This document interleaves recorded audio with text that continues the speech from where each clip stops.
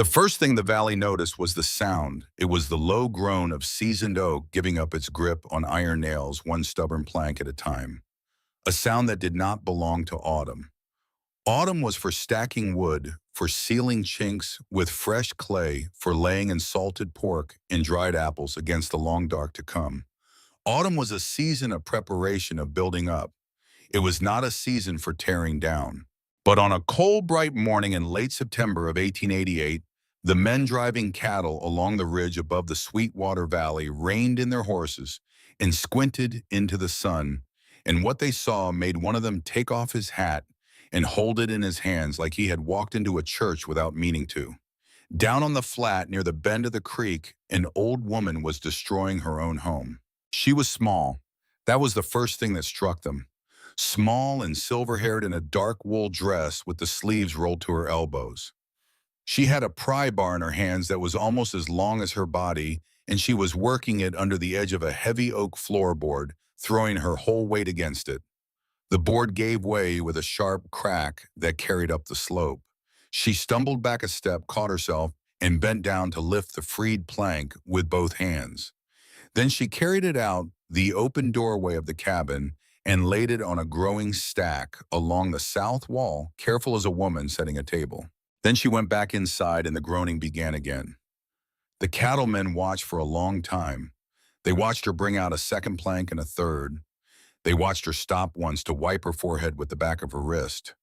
They watched her drink from a tin cup at the porch step and go back inside without looking up at the ridge, without looking at anything but the work in front of her. One of the younger riders, a boy of maybe 17, finally said what they were all thinking. "Ain't that the Brennan place?" "Was," the older man beside him said.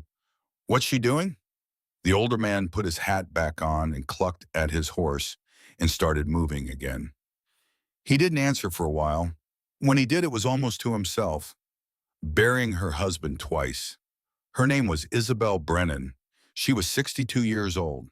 She had been a widow for 5 months in 21 days, and she was not, despite what the valley had begun to whisper out of her mind. She knew exactly what she was doing. To understand her, you had to go back. Not weeks, not months.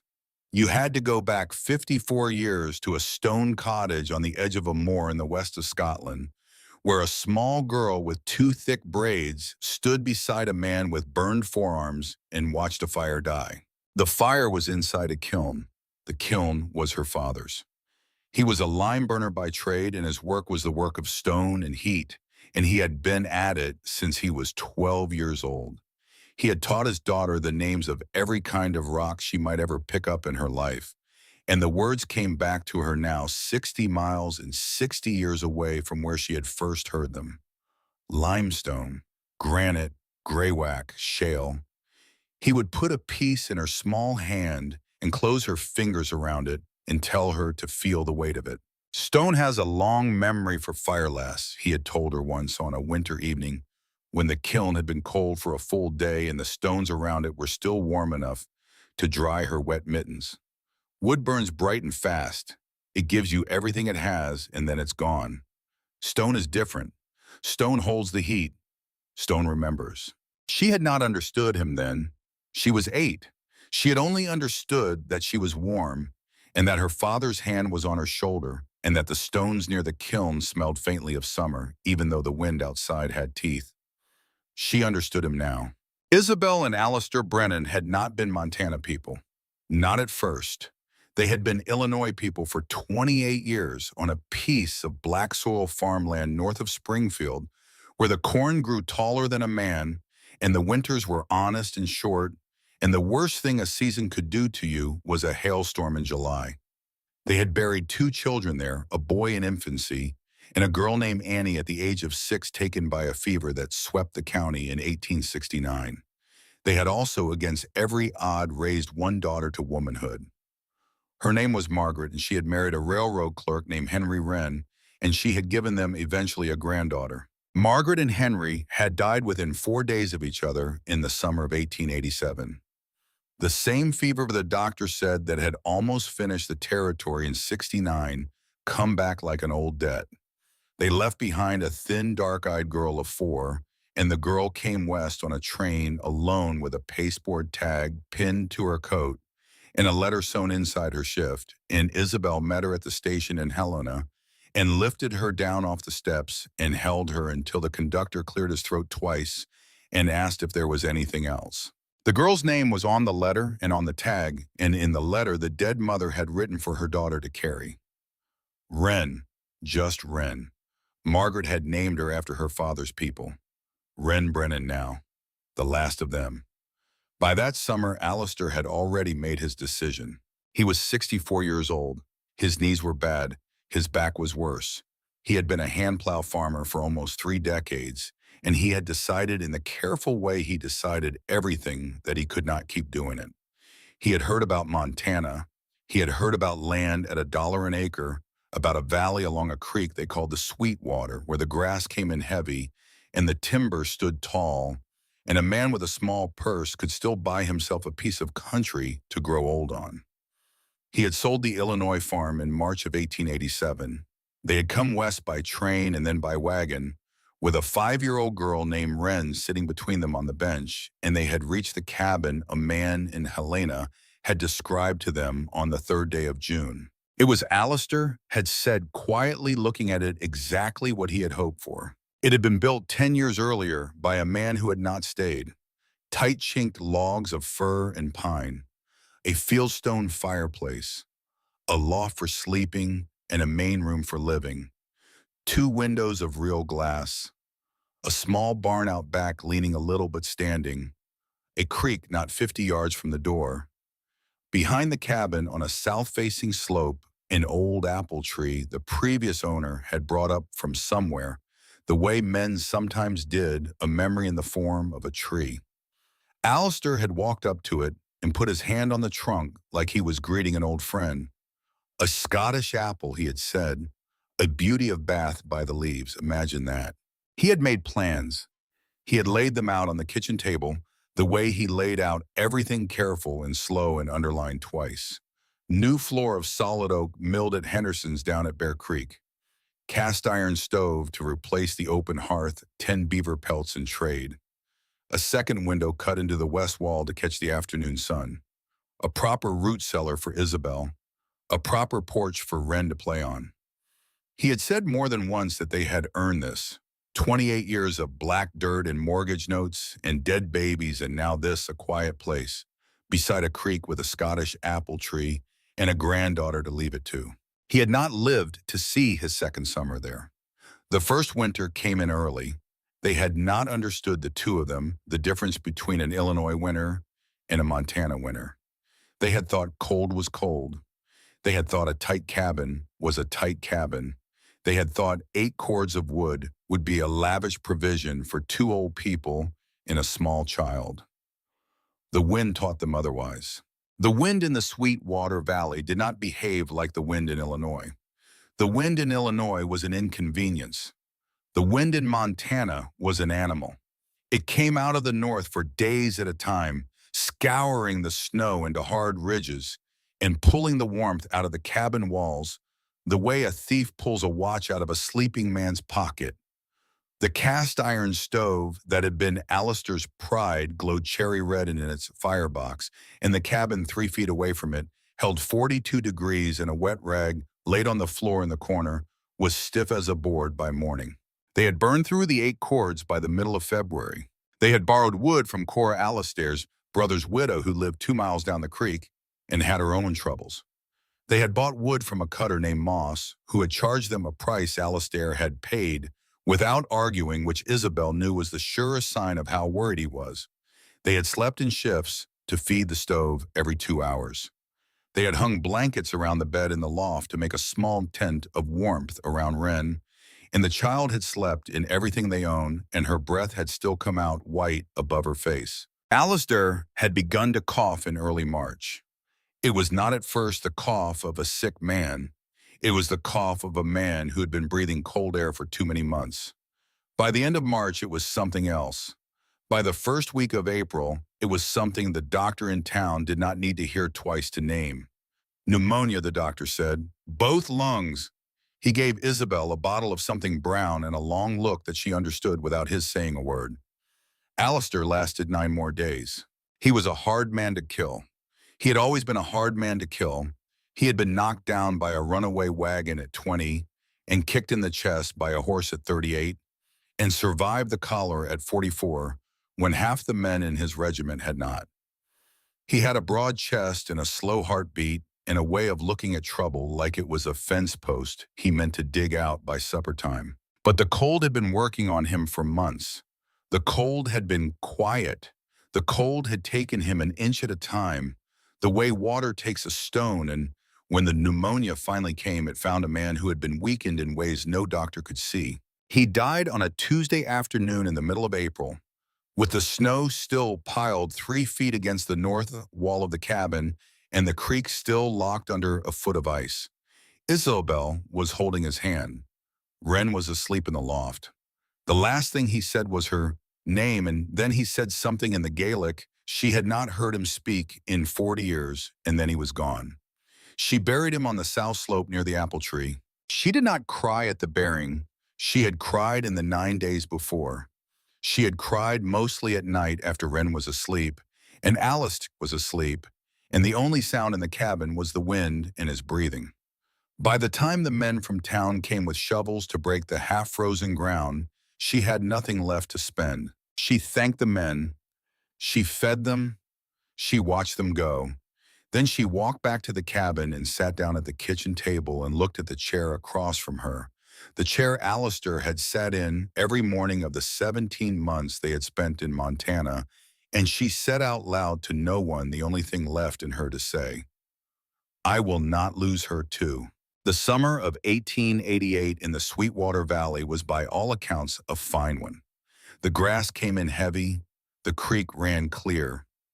The Scottish apple tree on the south slope, planted by a man who would never taste another of its apples, set a heavier crop than it had set in years. Isabel Brennan worked through that summer the way a woman works through a fever. She did the chores Alistair had done. She mended what he had not gotten to. She cut and stacked 5 cords of wood, hauling each round to the splitting block by herself, swinging the maul until her shoulder shook.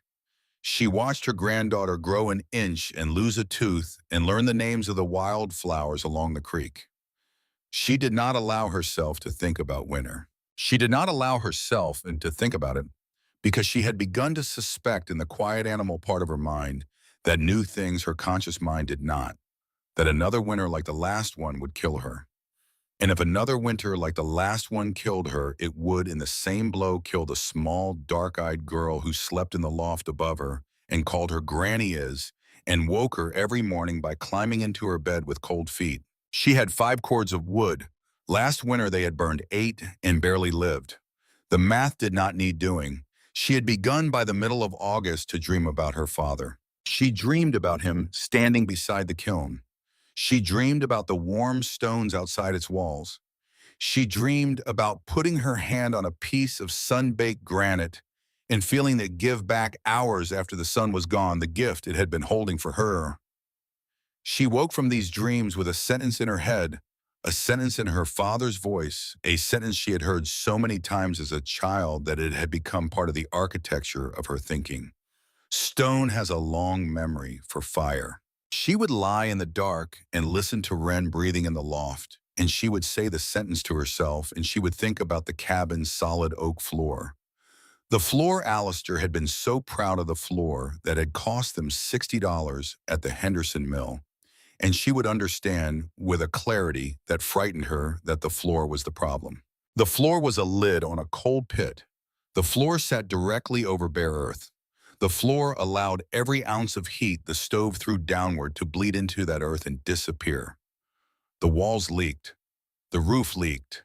But the floor, the proud, beautiful, solid oak floor, was the worst thief of all because it pretended to be a friend. She would think these things. She would think them for an hour, sometimes 2. Then she would close her eyes and sleep because there was nothing yet to be done about it.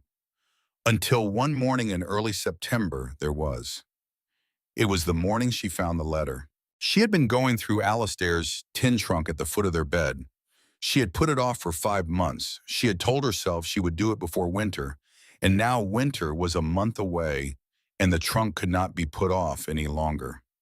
She lifted the lid, and there were his good shirts folded the way he had always folded them, and his razor and a pocket watch that had stopped at 4 in the morning, and a tobacco tin with $3.40 in coin, and underneath all of it, an envelope with her name on it in his careful hand. She sat back on her heels and looked at the envelope for a long time before she opened it. The letter inside was dated the 2nd of April. It had been written 9 days before he died. He had not been a man for letters. In all the years of their marriage, he had written her exactly 4, and 3 of them had been from the year he was away with his regiment. This one was the 4th. The handwriting was shaky. The paper had a brown stain in one corner that might have been coffee or might have been something else. It said he loved her. It said he was sorry. It said he had been wrong. He had been wrong, the letter said, to bring her west. He had been wrong to sink everything they had into a cabin he was not going to live to enjoy. He had been wrong most of all to ignore what she had told him about Montana winters, because he could see now, lying here, that she had been right, and that his pride had cost him months he might otherwise have had. He asked her if there was any way to take Ren and go back, to Illinois, to her cousins in Cairo, to anywhere south of the snow line, to sell the cabin, sell the land, sell the apple tree, if she could find a man to dig it up and go. I cannot bear, he wrote, to think of you fighting this place alone. You are stronger than I ever was. You are smarter than any man in this valley. But this country eats the strong and the smart are the same, and I would rather you live in a small room in Cairo and be warm than die brave in this cabin I built you. Forgive me, the letter said. Go. She read it twice. She folded it. She put it back in the envelope. She put the envelope back in the trunk and closed the lid. She sat on the floor of the bedroom for a long time with her hands folded in her lap and her head bowed, and the only sound was Wren in the next room talking quietly to a corn husk doll about a journey they were going to take to a place where the river was made of milk. She did not cry. She had cried out by then. But something inside of her broke in a small, clean way and rearranged itself into a shape it had not been in before, because she understood, sitting there on the floor with the letter back in the trunk, that her husband had spent his last days knowing he was about to abandon her and asking her to abandon what he had built. And he had done it because he loved her and because he had finally seen what she had seen for months. And she had not gone. She had not gone in April when there was time. She had not gone in May or June or July when the trains still ran and the passes were still open and a woman with a child and a small purse could still travel. She had not gone because she was 62 years old and because the apple tree on the south slope was the last thing her husband had loved, and because her pride, which was a Brennan pride and a Highland pride and a pride older than the country she stood in, would not let her leave. She had stayed. She had stayed, and now winter was coming, and she had 5 cords of wood, and the floor was a lid on a coal pit. I will not lose her too, she had said on the day they buried him. She stood up from the bedroom floor. She walked into the main room. She looked at the floor. She knelt down. She put her palm flat against one of Henderson's beautiful oak boards and felt, even on a warm September morning, the faint coolness of the dirt 3 inches below. She thought about her father. She thought about the kiln. She thought about the warm stones in the snow. She thought then of something else. She thought of a March evening, 18 months earlier, in their kitchen in Illinois. The wagon was loaded. The farm was sold. They were leaving in the morning. Alistair had been at the table going over his ledger one last time, and she had been at the stove, and she had said, almost in passing, almost as if she were thinking out loud, that when they got to the cabin, she had been imagining something. She had been imagining a floor of stones. River stones, the smooth kind set in sand with the stove sitting on top of them. The way her father had built the floor of the kiln cottage when she was a girl. Stone, she had said, holds the heat. We could be warm all night on half the wood. He had not looked up from his ledger. He had said gently, the way a man says a thing he means kindly, that this was not Scotland. That a man building a home in America built it on wood the way it was done. That the cabin already had a floor, and that the floor was a good one. He had said it was a sweet idea, lass. A sweet idea from a girl who used to keep her father company by the kiln, but that they were too old to be reinventing how a house was built. Then he had gained back to his ledger. She had not raised it again.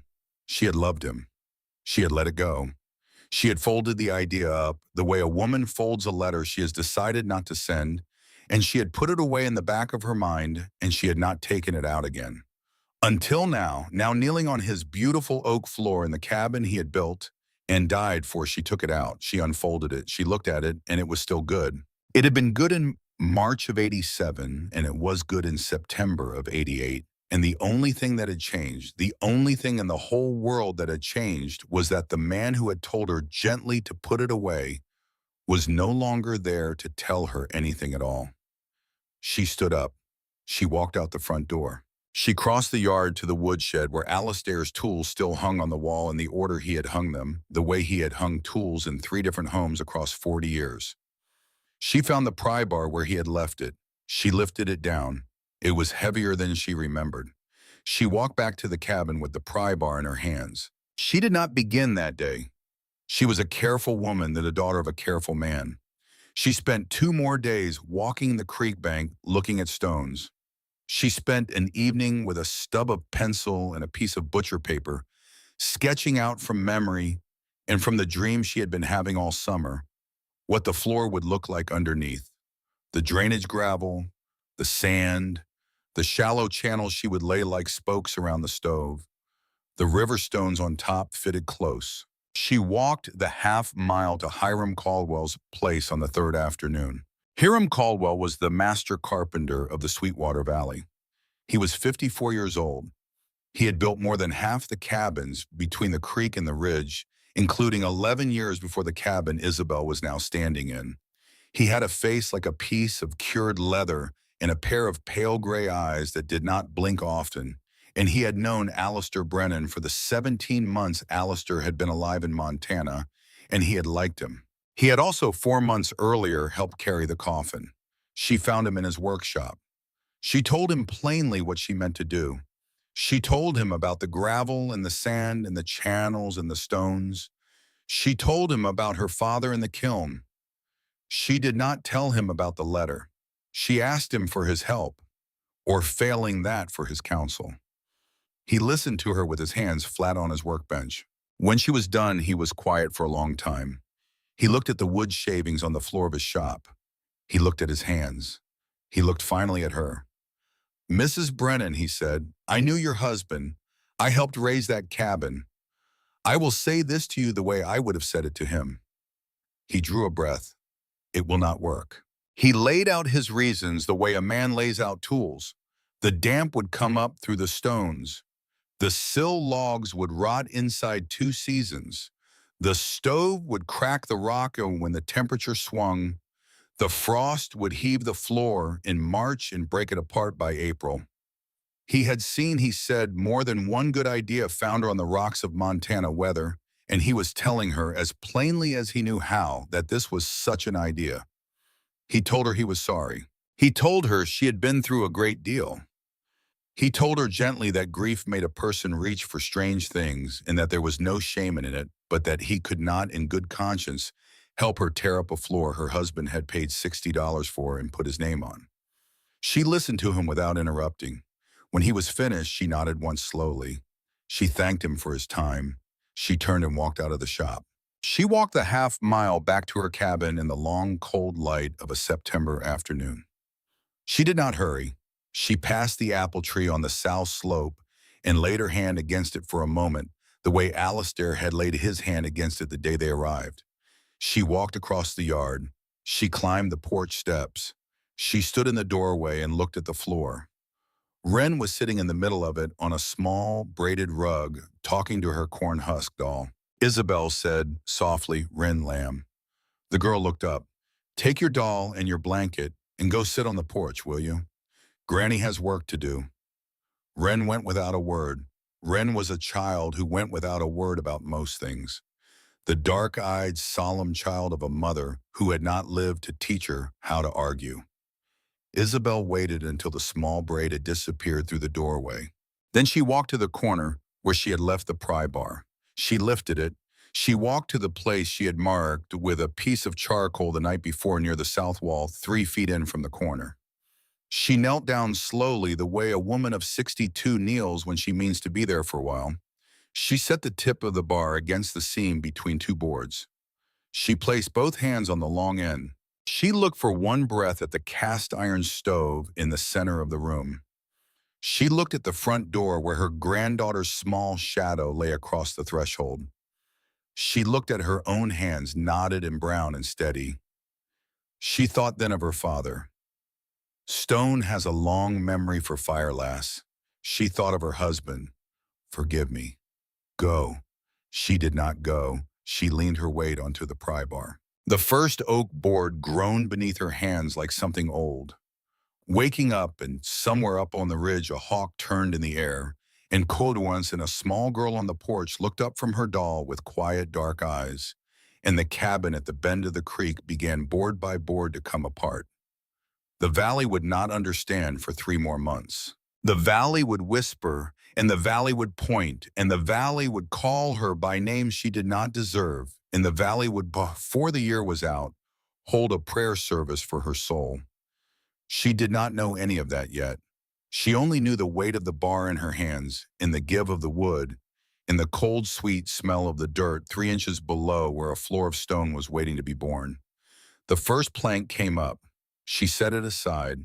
She moved the bar to the next seam. She leaned her weight in again. Outside, the September sun crossed slowly over the south slope, and the leaves on the Scottish apple tree turned their pale undersides to the wind, and the creek ran on toward the river, and the world for the moment went on as if nothing in particular were happening at the bend in the Sweetwater.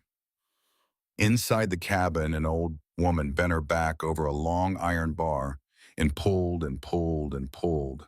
And the floor that her husband had built came up beneath her hands, plank by stubborn plank, like a door opening onto a room no one in the valley had ever seen. By the morning of the fourth day, the floor of the Brennan cabin was gone. 63 planks of solid oak lay stacked in a long, careful pile against the south wall of the porch, sorted by length and condition, each one weighted with a flat river stone so the wind could not take them. Isabel had not thrown a single board away. She had not split one for kindling. They had been her husband's pride, and even now, with everything she meant to do, she could not bring herself to disrespect them. They would sit through the winter under a tarp, and in the spring perhaps they would become something else. A shed, a coffin lid, a floor for someone else's home. She did not yet know. What she knew was that the inside of her cabin no longer looked like a home. It looked like a grave. The bare earth was dark and damp and smelled of mineral and root. The cast iron stove sat in the middle of it on the 4 flat field stones Alistair had set under its feet the year before, and the stones were the only things in the room that looked like they belonged. The walls rose up around the open pit of dirt the way the walls of a foundation rise around a cellar a man has only just begun to dig. The bed in the corner sat on its 4 legs like a creature that had wandered into the wrong room. The kitchen table sat in the doorway of the bedroom where Isabel had dragged it to clear the floor. The braided rug Wren liked to sit on was rolled up and tied with twine and leaning against the door. The girl had taken to it without complaint. This was the thing about Wren that was beginning to make Isabel afraid in a different way than the cold made her afraid. The girl did not complain. The girl had not complained when her mother died, and she had not complained on the train, and she had not complained when a stranger lifted her down at the Helena station and called her a brave girl. The girl had moved through her short life so far the way a small animal moves through a strange forest, watching, taking nothing for granted.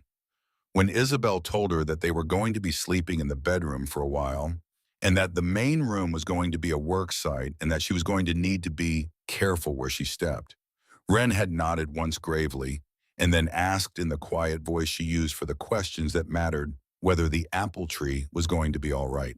Isabel had told her the apple tree was going to be fine. Wren had nodded again and gone outside and sat under the tree for an hour and come back in. That had been 3 days ago. Now on the morning of the fourth day, Isabel stood in the doorway of her ruined cabin with a shovel in her hands and looked at the work in front of her and tried to understand with the careful, rational part of her mind that had served her through every crisis of her life exactly what she was about to ask her body to do. She was 62 years old. She needed to dig down 2 feet across the entire floor of the cabin.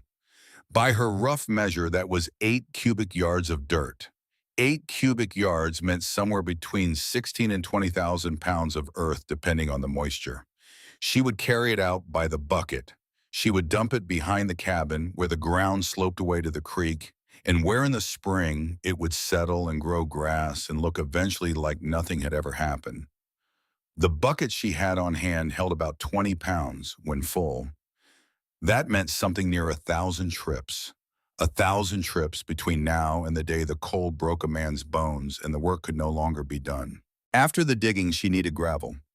6 inches of coarse, clean gravel hauled from the dry wash a quarter of a mile away where she had walked one afternoon in late August and run it through her fingers and known with a small lift in her chest that her father would have approved.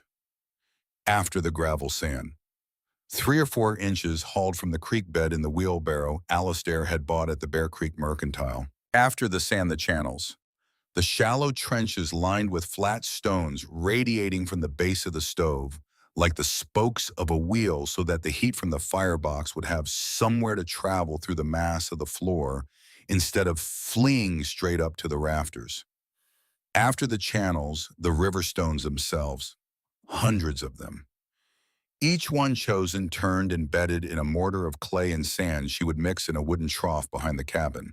She had calculated sitting at the kitchen table the night before with a stub of pencil that the whole job would take, if she pushed herself, about 5 weeks. She had 4. She set the shovel into the dirt and she began. The first day she dug for 9 hours and lifted by her count 231 bucket loads.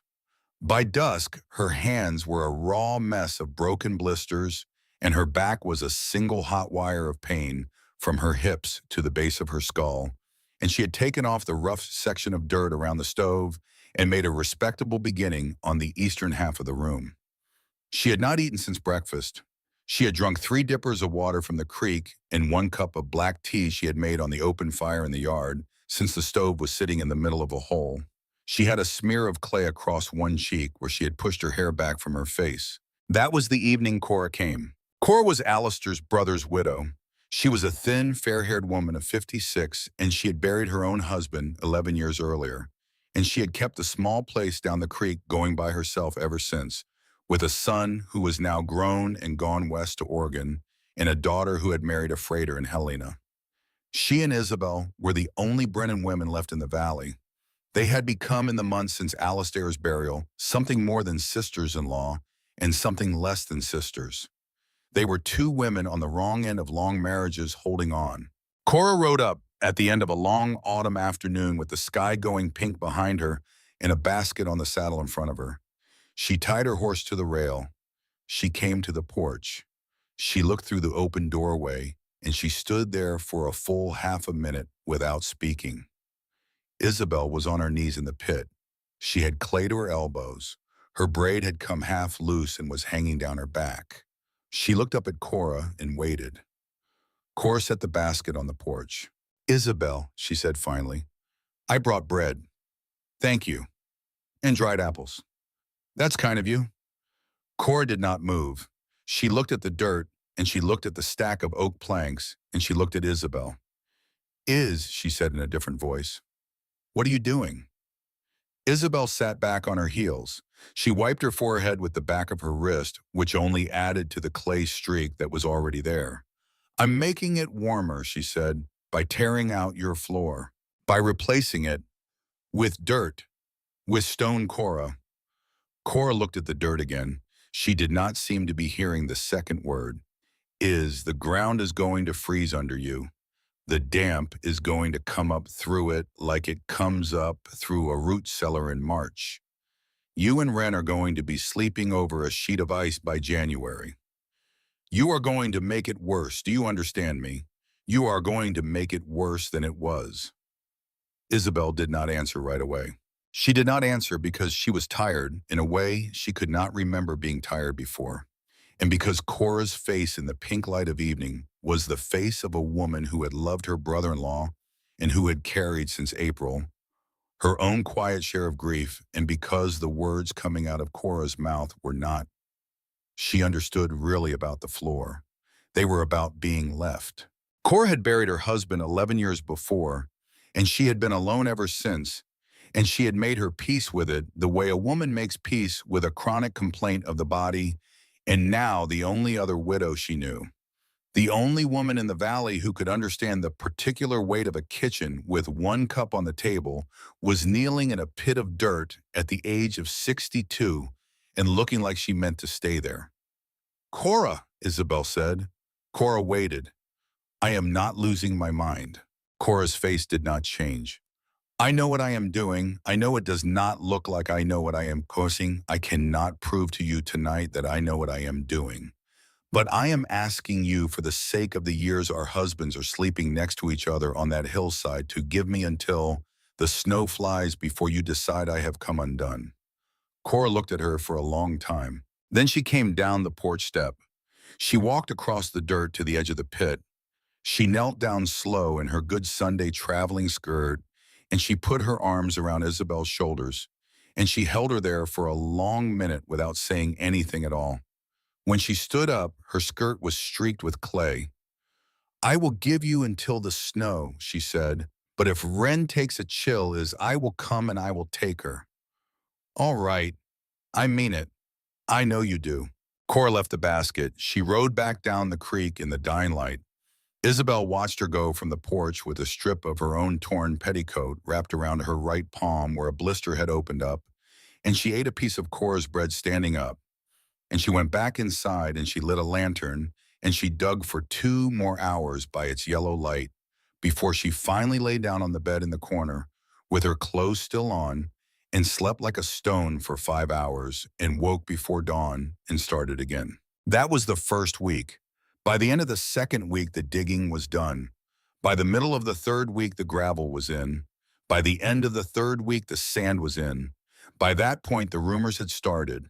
The man named Ezra Boone was the one who set the worst of them moving. Boone was a wolfer by trade, which meant he hunted wolves for the bounty the cattlemen put on them, and he lived in a one-room shack on the North Fork of the creek, and he came into town once a month to spend his bounty money on whiskey and to talk. He was a tall, narrow man with a long jaw and a long memory for slights and a particular dislike of women who did not laugh at his jokes. Isabel had not laughed at his jokes the previous winter at the Christmas gathering at the schoolhouse. She had been polite. She had been distant. He had remembered. When Boone came into the Henderson trading post on a bright, cold morning in the third week of October, with a pile of pelts to trade and 3 weeks of stories about the strange goings-on at the Brennan place, he was ready. Isabel was already in the store. She had walked the 2 miles in to trade a half dozen of Alastair's older traps for a sack of flour, a tin of lard, and 3 pounds of dry beans. She was at the counter doing her business with old Henderson the elder when Boone banged through the door behind her with his pelts over his shoulder and saw her and grinned. Well, well, he said. The store had 3 other men in it at that moment, 2 cattlemen and a young homesteader from up the valley. They all turned. If it ain't the river witch herself. Isabel did not turn around. I've been hearing stories about you, Mrs. Brennan, Boone said. He dropped his pelts on the floor. I've been hearing you've taken up a strange new hobby out at your place. I've been hearing you miss the cold mud so much you decided to bring it inside and sleep on it. One of the cattlemen laughed a short, uncertain laugh, the laugh of a man who is not sure whether he is supposed to. Henderson the elder behind the counter did not look up. He kept counting out beans with a tin scoop. He was a careful man and an old one, and he had decided long ago that the politics of the valley were not his business. Isabel turned around then. She did it slowly. She looked at Boone the way she had looked 50 years before at a highland bull that had gotten into her father's garden, with the calm, assessing eye of a woman who has seen larger animals than this one and survived them. Mr. Boone, she said. "Ma'am, did you have a question for me?" He grinned wider. He had been hoping for an argument. He had not been hoping for that voice. "I'm just curious, ma'am, what a respectable widow is up to tearing out a perfectly good floor her late husband paid hard money for. Some of us are just trying to understand." She looked at him for another second. Then she turned back to the counter. "Mr. Henderson," she said, "will you add a half-pound of salt to my order, please?" Henderson nodded without looking up. He added the salt. Boone's grin slipped a quarter of an inch. "I asked you a question, ma'am." She did not turn around. "You asked me, Mr. Boone, what I am doing with my floor. The answer is that I am replacing it. You will excuse me if I do not feel obliged to explain a matter of my own household to a man I have spoken to perhaps 3 times in my life." "It's just," Boone said, and now his voice had a different note in it, an ugly note, "that some of us are wondering whether maybe you ought to have somebody minding you. Whether maybe a woman of your years alone out there with a little girl and hadn't ought to be left to her own ideas about how a house gets built." The store went very quiet. Henderson stopped scooping beans. Isabel turned around very slowly for the second time. She did not raise her voice. She did not move toward him. She stood at the counter with her gloved hands folded in front of her, and she looked at Ezra Boone across 15 feet of plank floor, and the look on her face was the look that Cora had seen 3 weeks before in the cabin doorway and had decided not to argue with. "Mr. Boone," she said, "my granddaughter is 6 years old. She has lost her mother and her father and her grandfather inside of 15 months. She has come 1,200 miles to sleep in my house. If you have something to say to me about her welfare, you will say it to me directly on my own porch in the daylight, and I will give you the answer you have earned. You will not say it in a public store in front of men whose names you do not know while I am buying flour. Have I made myself clear?" Boone did not answer. She turned back to Henderson. "Will you put my goods on the buckboard, please? I will be ready to leave in 5 minutes." Henderson, who had not laughed once at any joke Boone had ever made, said very quietly, "Yes, Mrs. Brennan." She walked out of the store. She walked past Ezra Boone without looking at him, the way a woman walks past a stove she knows is hot. She climbed onto her buckboard. She drove the 2 miles home with her back perfectly straight and her hands steady on the lines, and she did not allow herself to shake until she was inside her own door, with the bar dropped, and then she shook for 10 minutes, sitting on the edge of the bed in the corner, with her granddaughter watching her gravely from the doorway and not asking in the way Wren did not ask things. When she was done shaking, she stood up and walked back into the main room and picked up her trowel and went back to work on the channels around the stove. The nickname caught. By the end of the week, 3 men in 3 different parts of the valley had referred in conversation to the River Witch's place. By the end of the next week, women at the quilting circle were saying it without smiling, in the gentle, pitying voices women use for one of their own who has gone strange. By the end of the month, it was in the air, the way a song nobody can remember the start of is in the air. The River Witch, the widow on the bend, the woman who had brought the cold mud inside. Hiram Caldwell came again. He came on a Thursday afternoon in the last week of October, when the channels were laid and Isabel was beginning finally to set the river stones themselves. He rode up alone. He tied his horse. He came to the open doorway and stood there with his hat in his hands. He looked this time at the floor. The pit was no longer a pit.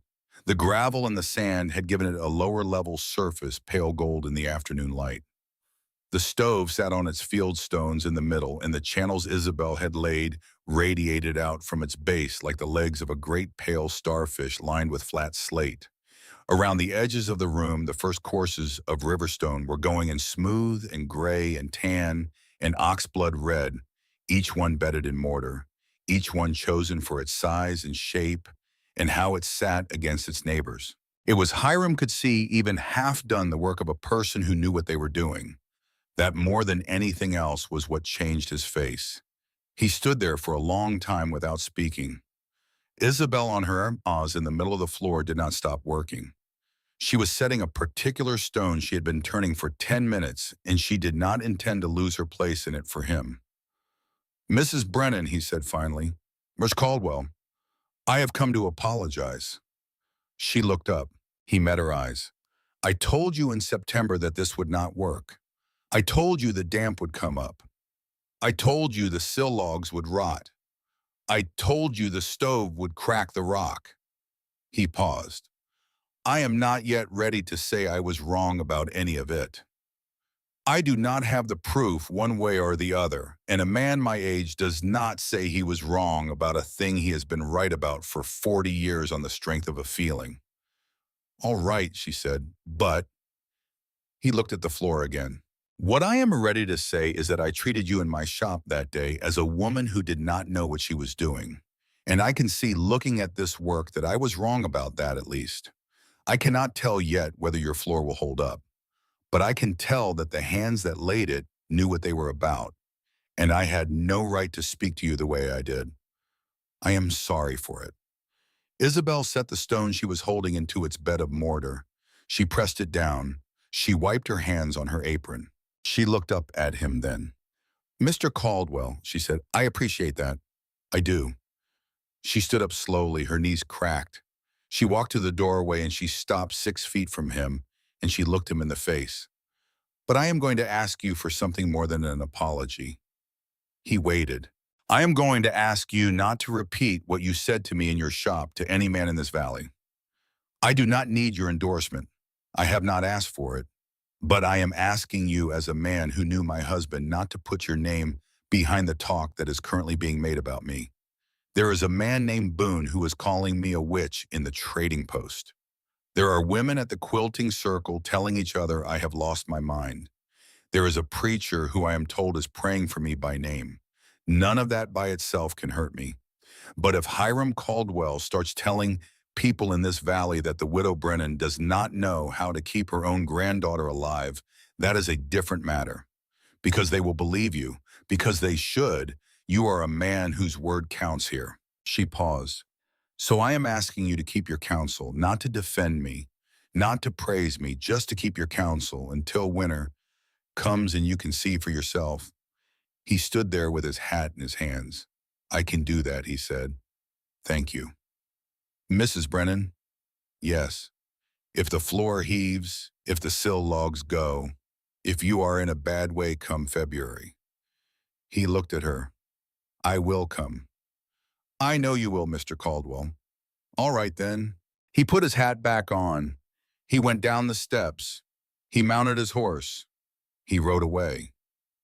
She watched him go from the doorway. She did not know yet that he would 2 weeks later slip into the back of the schoolhouse on a Tuesday evening, and that he would find his name on a piece of paper passed around by Ezra Boone, and that he would, without a word to anyone, take a pencil out of his vest pocket and slowly, deliberately draw a line through it. She did not know that yet. She knew only that the second most respected man in the valley had stood on her porch and told her he had been wrong about her, and that this was, she suspected, the closest thing to an ally she was going to have until the snow came. She went back inside. She knelt down. She picked up the next stone. The schoolhouse meeting happened on the second Tuesday of November. It was Boone who called it. He called it the men who came told one another later on a matter of community welfare. He had spoken to the preacher, the Reverend Hollis. He had gotten the preacher to allow the use of the building. He had spent 2 weeks before the meeting carrying a sheet of paper from house to house asking signatures. The paper was a petition. The petition asked that the matter of the welfare of the minor child, Wren Brennan, age 6, currently residing with her grandmother, Isabel.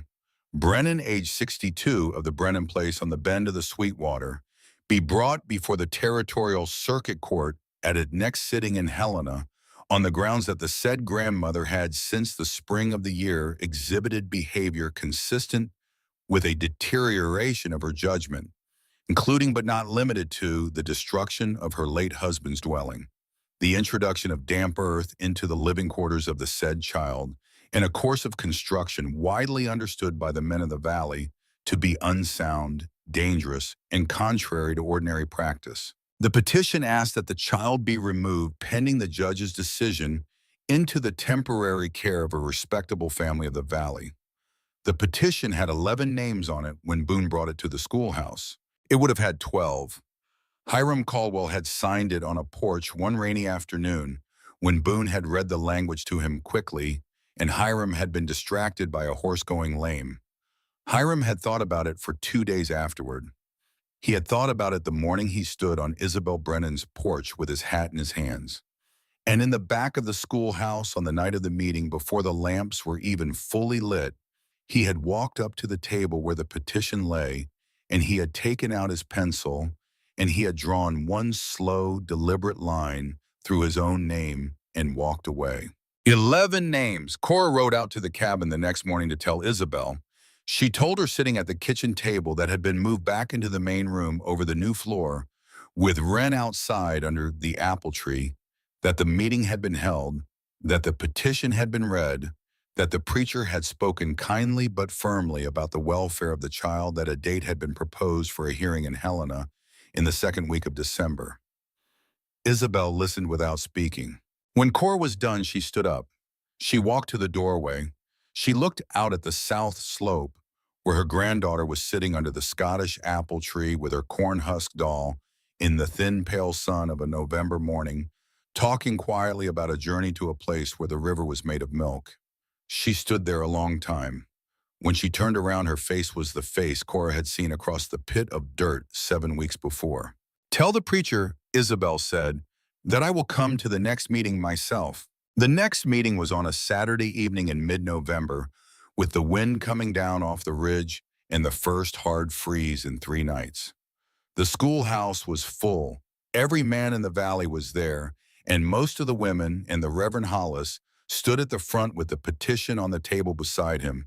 And when Isabel Brennan walked through the door at the back of the room with her granddaughter's hand in hers, the room went quiet, the way a room goes quiet when something has come into it that nobody is sure how to address. She walked up the center aisle. She stopped in front of the table. She let go of Wren's hand. She bent down and whispered to the girl, and Cora came up the aisle from where she had been waiting and took Wren's hand and led her to a seat at the side. Isabel turned and faced the room. She did not raise her voice. She did not need to. The wind outside had dropped and the schoolhouse stove was ticking, and every person in the room was leaning forward. "I have come," she said, "to ask one thing." She paused. "I will not argue with the petition. I will not argue with the men whose names are on it. I will not stand here and try to convince you of what cannot be convinced of by talk. I have heard what is said about me in this valley. I have heard the name I am called in the trading post. I know the shape of the worry, and I will not insult you by pretending it is not there." She looked at the petition on the table. "What I will ask is this: give me until Christmas Day." The room shifted. "Give me 5 weeks. Let the cold come. Let the snow come. Let the deep of the winter do what it does. Send a man, any man, on Christmas morning to my cabin. Let him knock on my door. Let him come inside. Let him put his hand on my granddaughter, and let him decide for himself whether the child he finds there has been kept warm or has been let suffer." She looked at the Reverend Hollis.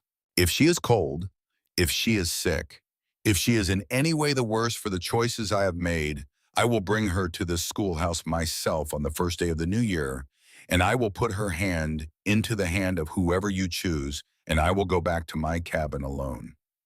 Then she looked at the room. "But until that morning, I am asking you to leave us be." There was a very long silence. The Reverend Hollis cleared his throat. He looked at the petition. He looked at Isabel.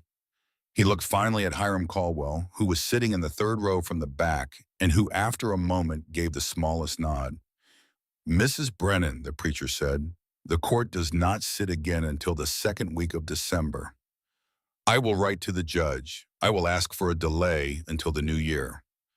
I cannot promise it will be granted, but I will ask it." "Thank you, Reverend." "Until that delay is granted or denied," the preacher said, "this petition will remain on this table, untouched, unsent. Thank you." She bent and took her granddaughter's hand from Cora. She turned. She walked back down the aisle. Every eye in the room followed her, and not one mouth spoke. She went out into the cold.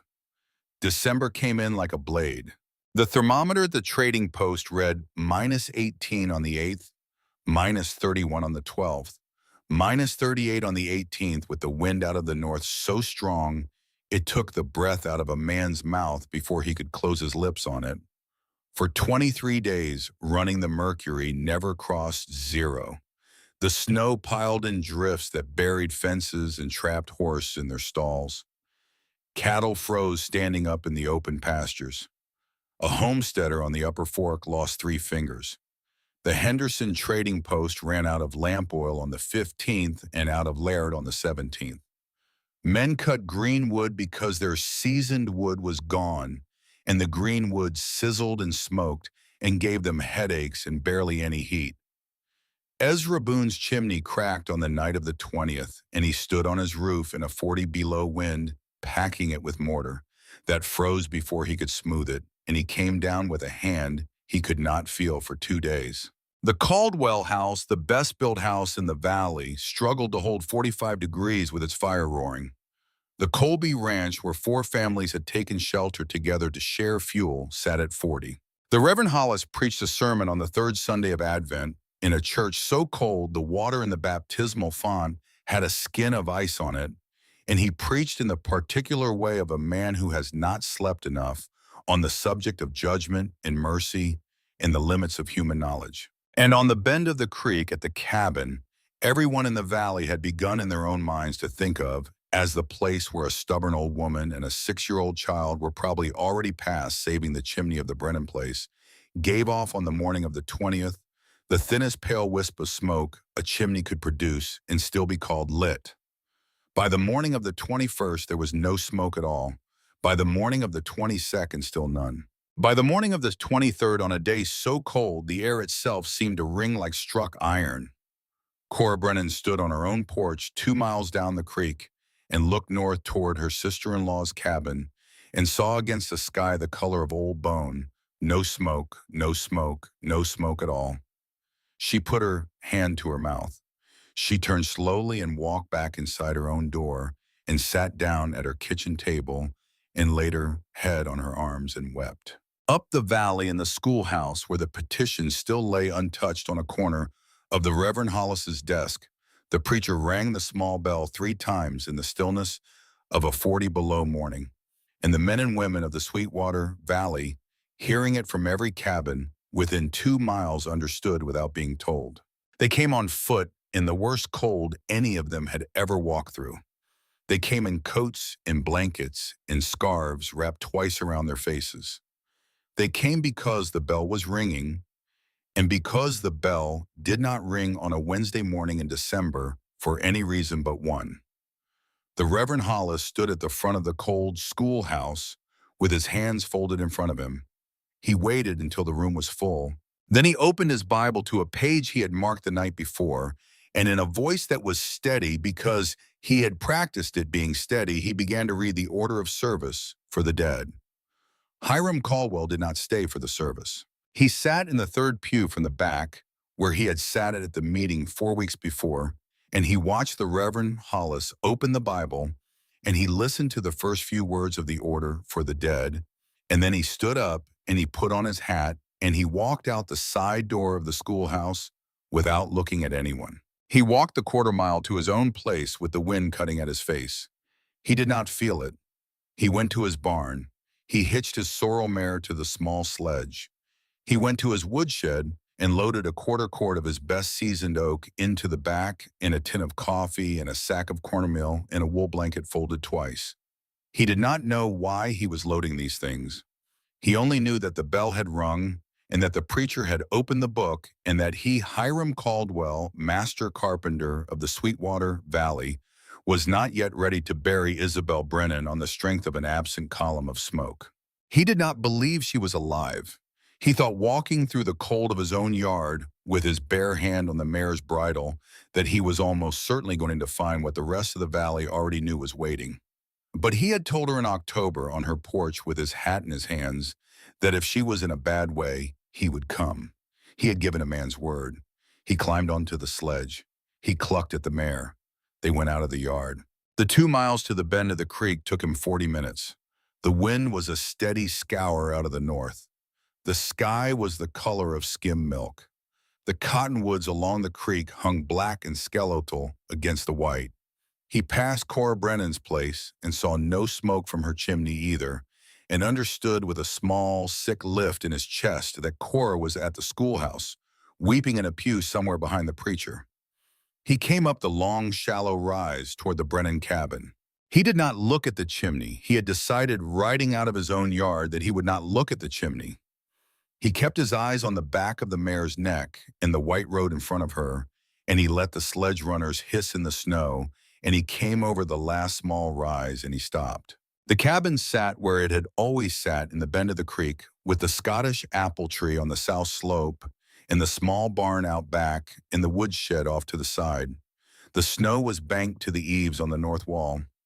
The two windows were dark. The chimney was a black silhouette against the pale sky, and there was no smoke coming from it, and there was no smoke coming from it, and there was no smoke coming from it. Hiram sat on the sledge for a long minute.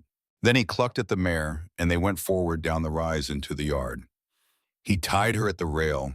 He took the wool blanket off the back of the sledge because he did not know what he was going to need it for, and he would rather have it. He walked up the porch steps. The boards were swept clean of snow, which was the first thing he noticed and did not yet know how to read. He stood at the door. He raised his fist. He knocked 3 times hard. He waited. He heard from inside the sound of something being set down on a table, a wooden sound, a small domestic sound, the sound of a person who had been doing a thing in a room. Then he heard a chair scrape. Then he heard footsteps cross the floor. The footsteps were not the slow shuffling footsteps of a person too cold to hurry. They were ordinary footsteps, the footsteps of a woman crossing a room she lived in. The bar lifted on the inside of the door. The door opened. The first thing that hit him was the heat. It was not a blast of stove heat, the kind that comes off a roaring firebox and dries a man's eyeballs at 6 feet. It was a deeper thing, a softer thing. It was the warmth of a barn full of cattle on a January night, the steady breathing warmth of a place that has been holding its temperature for a long time. It rolled out of the open doorway and washed across his face like a wave, and he took an involuntary step backward on the porch, and the wool blanket fell from his arm into the snow. Isabel Brennan stood in the doorway. She was wearing a wool dress with the sleeves rolled to her elbows and an apron tied at her waist. Her silver hair was braided and pinned at the back of her head. There was flour on her left forearm. Her face was flushed, not with cold, but with the warmth of indoor work, and her gray eyes, when they took him in, were perfectly clear and perfectly calm. "Mr. Caldwell," she said, "come inside. You will let the heat out." He could not for a long moment make his mouth move. She waited. He bent down. He picked up the blanket from the snow. He stepped over the threshold. She closed the door behind him and dropped the bar. He stood just inside and he looked. The cabin he had built 11 years before was a different cabin. The walls were the same. The 2 windows were the same. The cast iron stove sat where it had always sat in the center of the main room, and its iron was cold to the eye and it was not lit. The floor was a sea of stones. It ran from wall to wall in a slow, soft mosaic of grays and tans and oxblood reds, each stone smooth and rounded and set tight against its neighbors. It was not flat. It rolled gently across the room in the way a pebble beach rolls down to a tide line. The kitchen table sat on it. The bed in the corner sat on it. A small braided rug sat on it in front of the stove, and on the rug on her back in a cotton sleeper, too thin for a 40 below day, lay a 6-year-old girl with dark eyes and dark hair propped up on one elbow looking at him. She had a corn-husk doll in one hand. "Hello, Mr. Caldwell," she said. Hiram Caldwell, 54 years old, master carpenter of the Sweetwater Valley, builder of more than half the cabins between the creek and the ridge, took off his hat very slowly and held it in both hands. "Hello, miss," he said. He turned his face to Isabel. She stood by the door with her hands folded in front of her apron. She was waiting. "Mrs. Brennan," he said. His voice did not work properly. "I came because..." The bell rang. The preacher is. He could not finish the sentence. I know, she said. There has been no smoke from your chimney for 3 days. I let the fire die down at night, she said. There is no need to keep it burning. The floor holds the heat. He looked at the coal stove. He looked at the floor. He looked at the child on the rug in her cotton sleeper. He walked slowly like a man in a dream to the kitchen table. He pulled out one of the chairs. He did not sit in it. He set his hat on the seat. He reached into his vest pocket. He took out the small brass-cased thermometer he carried for his work, and he unpinned it, and he looked around the room, and he set it on the table near the middle, away from the stove and away from the door. I would ask you, he said, to allow me to read this. Take all the time you need, Mr. Caldwell. He stood beside the table. He did not move. After a minute, he said, without turning his head, Wren, are you warm, child? Yes, sir, the small voice said from the floor. How long has the stove been cold? Since last night, sir. What time, child? Granny banked the coals after supper. He looked then at Isabel. That was 11 hours ago, she said, give or take. He bent over the thermometer. He bent close. He held his breath. He watched the column of mercury settle. He waited 5 minutes by the small ticking of his pocket watch, and then he waited 5 more, and he straightened up slowly, and he was a paler man than he had been when he walked in. Mrs. Brennan? Yes. This thermometer reads 65 degrees. Yes. The thermometer at the Henderson post was minus 32 when I left town. That is what I would have guessed. That is a difference of 97 degrees from outside to in, with a cold stove. Yes. He turned away from the table. He walked 3 slow steps to the floor and he knelt down. He put his right hand flat on a large gray stone near the center of the room, near where the rug was. He kept it there for a long time. The stone was not hot. The stone was the temperature of a sun-warmed rock in the middle of a summer afternoon. He moved his hand to the next stone and the next and the next, and they were all the same temperature. Every one of them, all the way to the corner, all the way to the foot of the bed, all the way to the wall. He stayed on his knees for a long minute with his hand on the floor. When he stood up, he could not for a moment look at her. How much wood, he said, are you burning? A quarter of a cord a week, sometimes less. A quarter of a cord? Yes. My house is burning more than half a cord a week, Mrs. Brennan. My house is sitting at 45 degrees with the stove roaring, and you are sitting at 65 with the stove cold. Yes. He turned finally and looked at her. I have been building houses in this valley for 40 years, he said. I have been building them wrong. She did not answer. She did not need to. She walked then to the small shelf beside the door where she kept her household papers, and she took down a slate that had been propped against a tin cup. She walked back across the warm stone floor, and she set the slate on the table beside the brass thermometer. Mr. Caldwell, she said, I would like you to sit down. He sat. Read this, please. The slate was covered both sides in a small, careful hand. It was a column of dates. Beside each date were 4 numbers. Outside temperature at dawn, outside temperature at dusk, inside temperature at dawn, inside temperature at dusk. Beside the 4 numbers on each line was a 5th figure in pounds. Wood consumed. The first date was the 3rd of October. The last was the morning of the day before the 22nd of December. He read the slate from top to bottom. He read it twice. The numbers were as steady as the ticking of his watch.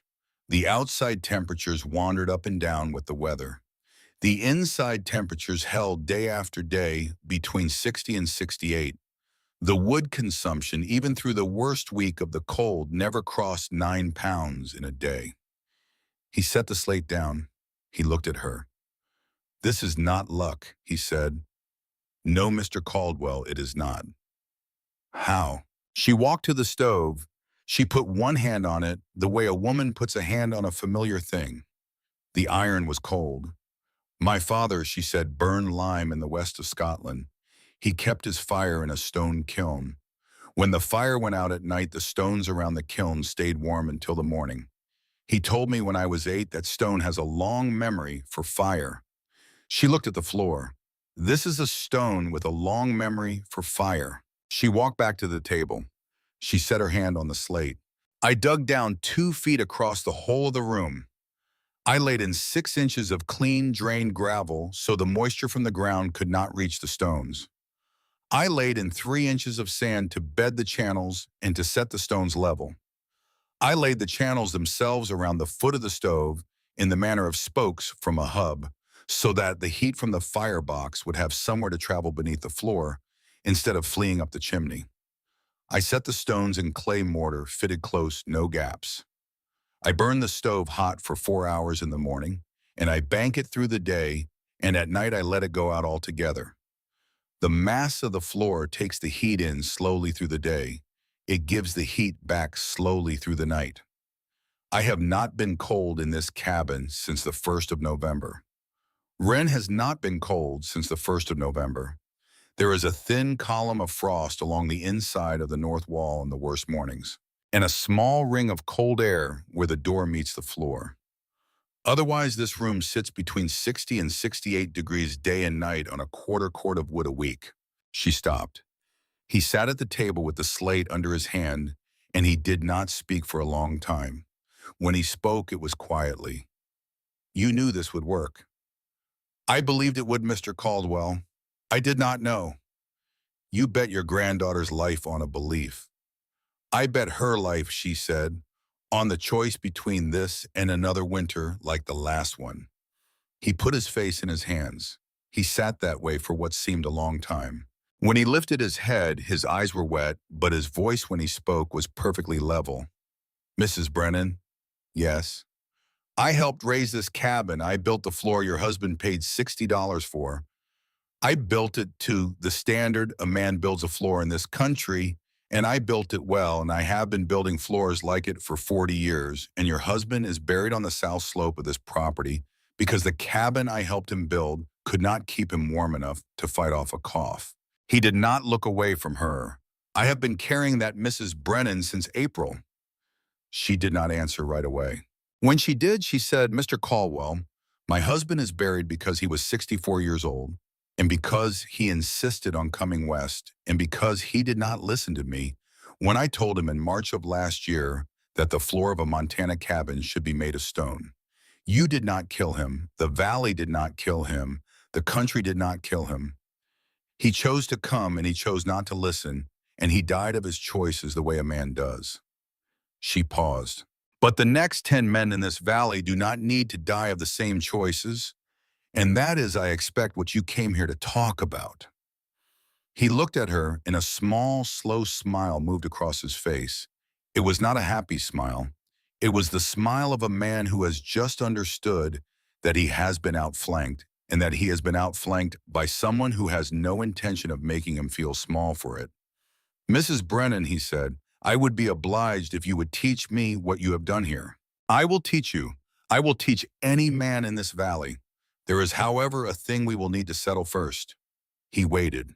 My father, she said, gave me the principle. The hands are mine. The plan is mine. The 5 weeks of digging and hauling and laying are mine. So, when you go back to that schoolhouse, Mr. Caldwell, and tell them what you have seen, I would ask you to be plain about whose work this is.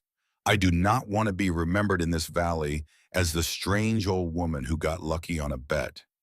I want to be remembered, when I am remembered at all, as the woman who did the thing that was right when the men who knew better told her she could not.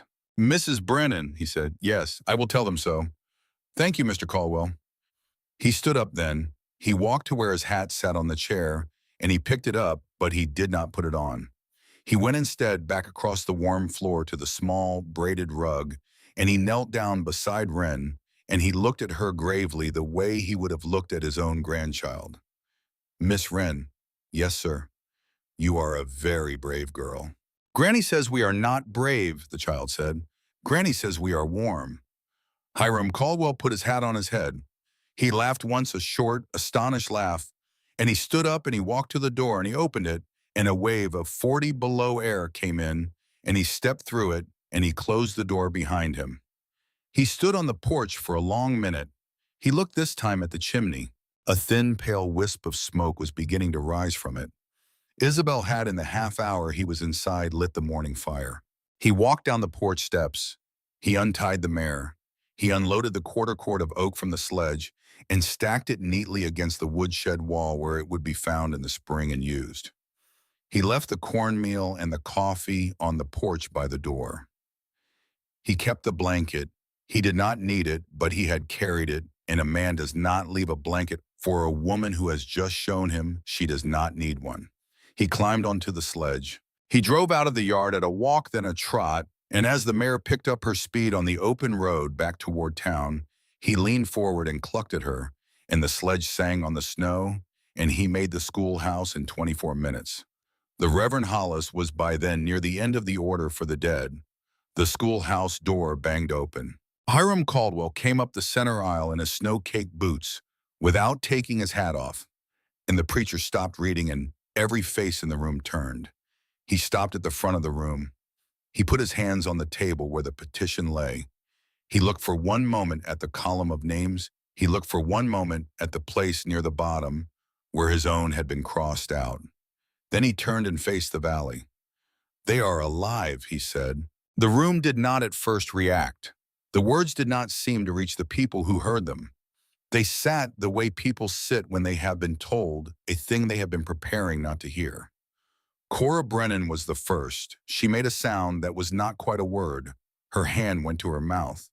The woman beside her caught her by the shoulders and held her up. "They are alive," Hiram said again louder. "The cabin is 65 degrees. The stove has been cold for 11 hours. The child is sitting on the floor in a cotton sleeper. Mrs. Brennan is making bread. I have measured it with the thermometer I have used to measure 100 houses in this valley, and what I am telling you is the truth, and what I am telling you is that there has been no need to ring that bell." The Reverend Hollis closed his Bible very slowly. "Mr. Caldwell, Reverend, will you swear to that?" "I will swear to it on the book in your hand, Reverend, but I will not need to. You will see for yourself. I am asking the men of this valley to come with me this afternoon, 2 at a time with their own thermometers, if they have them, and to walk into the Brennan cabin and to put their own hands on her floor. There is a thing here you have to feel to understand." The Reverend Hollis stood very still. Then he set the Bible down on the table. He picked up the petition. He held it for a moment, looking at the 11 names. Then he folded it once and once again, and he put it inside his coat. "I will go this afternoon, Mr. Caldwell," he said, "and I will bring this with me." They came in 2s and 3s through that long, cold afternoon and the next morning. They came on horses and on foot, and they came with their own thermometers when they had them, and with nothing but their own astonishment when they did not. They sat on the chairs Isabel set out. They put their hands on the warm stones. They watched the cold stove. They watched the small, dark-eyed child play on the rug. They watched the silver-haired woman in the apron pour them cups of coffee from a pot that had been kept warm, not by the stove, but by the floor under it.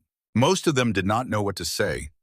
A few of them tried to apologize, and Isabel cut them off with a small movement of her hand and offered them more coffee and asked after their wives. The Reverend Hollis came late on Christmas Eve. He came alone on foot, in a long black coat, with the petition folded inside it, and with a calibrated thermometer borrowed from the schoolmaster in his vest pocket.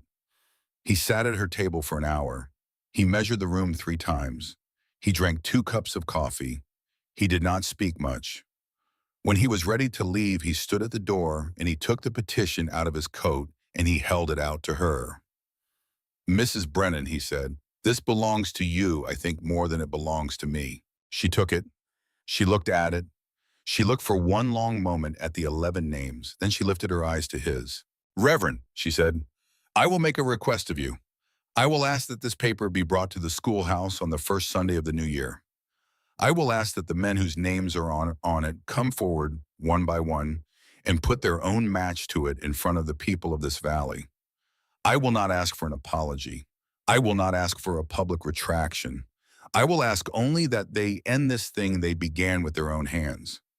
After that, Reverend, I will teach any one of them free of charge how to build a floor that will keep their families alive." The Reverend Hollis looked at her for a long time. "That is a hard thing to ask, Mrs. Brennan." "It is no harder, Reverend, than what they asked of me."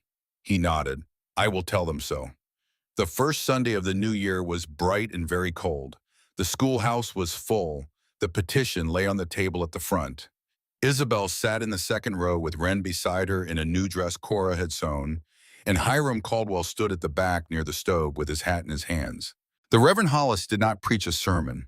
He read from the front of the room the names on the petition, one at a time, and after each name was read, the man who had signed it walked to the front, took the paper to the lid of the stove, and held a piece of it to the iron until it caught, and let it burn down to the place where his name had been, and dropped what was left into the firebox. Ezra Boone was the eighth name. He came up the aisle slowly in a coat that did not fit him as well as it had a month before, with a hand still wrapped from the night his chimney had cracked.